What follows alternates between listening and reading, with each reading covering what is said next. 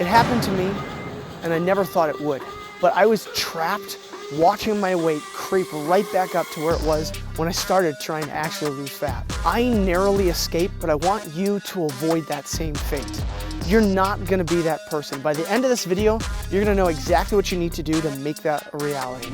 So the real question is, do you wanna be another one of the stats of the 90% of people that give up on their fat loss within the first 2 weeks of January? Or are you gonna be within the stat of the 83% of people that actually gain back more weight than they lost? But I promise you that you're not destined for this if you follow what I'm about to show you. But I have to warn you that it's gonna fly in the face of the hustle culture and the do more culture that's so common today. Krista, my wife, chose not to be that person. And if you've seen my most recent video, you would have seen that as well. But you probably know, if you're watching this video, that mindset alone is not gonna be enough. But along with that, you need to be building muscle, building your metabolism up. Now, most of the population is actually, if they're even working out, they're probably doing some sort of generic fat burning workout on YouTube. And I can almost guarantee that they're not getting results with those. Most of these programs are not set up to be effective, and they're not built around progressive overload, or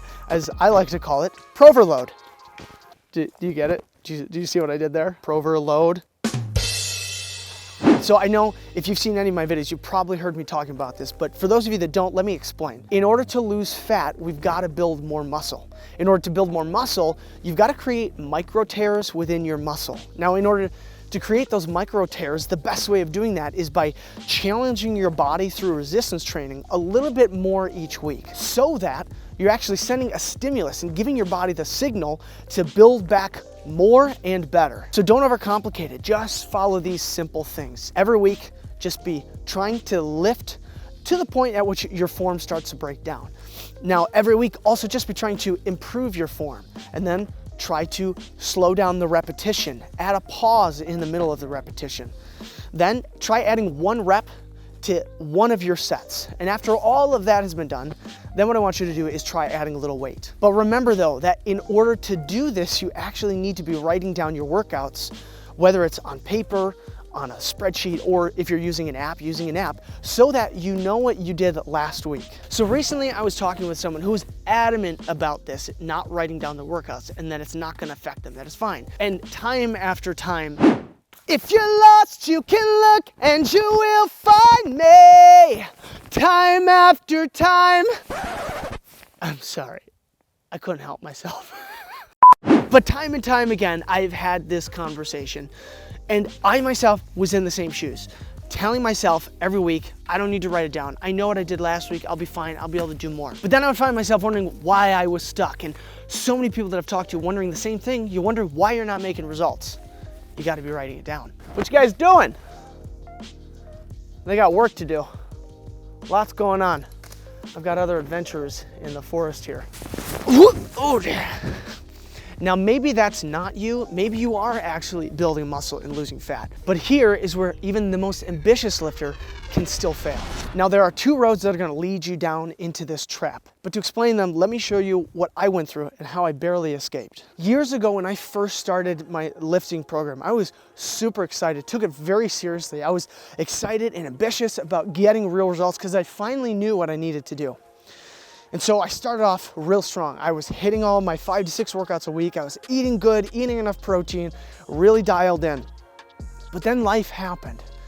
I had to work late a bunch. I was trying to start a new business. And of course, the kids being so young were always exhausting, and there was a lot going on. And in the midst of all that, my wife was working evenings as well. And it just got to the point where it was just too much. And it was a struggle to keep up with what I had set out to do. So I did the only thing that I thought I could do. I pushed harder, and I sacrificed the only thing that I thought I could sacrifice, which unfortunately was sleep. But I got nowhere. I lost weight, but I just looked like a smaller version of myself before. I didn't feel strong at all. I felt like garbage, and my workouts were terrible. But even in the midst of all that, I just kept lying to myself, telling myself I was still making progress, and that this was the right way to do it. This is one of those roads, and this could be you. Life gets hard, you've committed to too much, but instead of readjusting, you just simply push harder. But you keep grinding away, trying to chip it away at a mountain with a toothpick. But there is another way that this ends. And it wasn't my story, but it's the story of so many people. So it really starts the same way. You're super ambitious, super on fire, motivated, starting really strong and excited about getting results. But then, again, life happens and you get sick.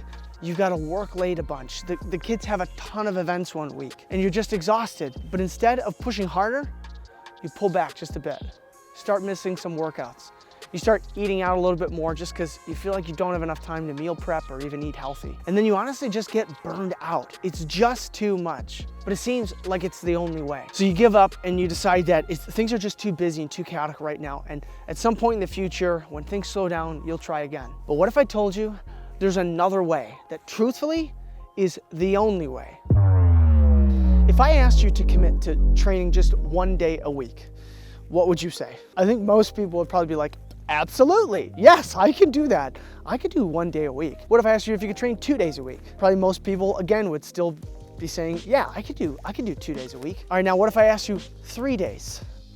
Hopefully you get where I'm going here. So to whatever number you said yes to, I want you to take that number and cut it in half. That's where you should start. This has to be easy for us to maintain.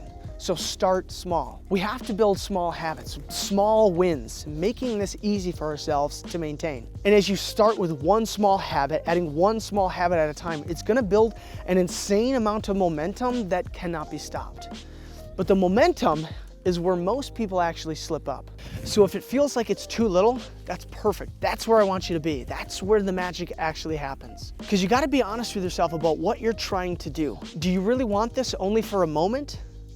Or really, do you want this for life? Because I believe that being healthy and being able to let your fitness run on autopilot is meant for life, and it is possible to be able to do, so that you can focus on the other things like your faith, your family, and your purpose. Anyone can show you how to lose weight fast, but the problem is they're gonna show you the wrong way, and then you're gonna be stuck there. There's only one way to actually do this, but that way takes time. Don't start with too much. Start with 1 or 2 small changes. But remember that even if you've got all of this dialed in, you still might fail unless you know the one thing that Mr. Who's the Boss used in this video to make a massive transformation. And as always, be intentional, bring the intensity, and I'll see you over there on the next video. Unless you know this one thing that Mr. Who's the Boss, Mr. Hughes, okay. That Mr. Hughes the boss, Mr. Hughes, Mr. Hughes the,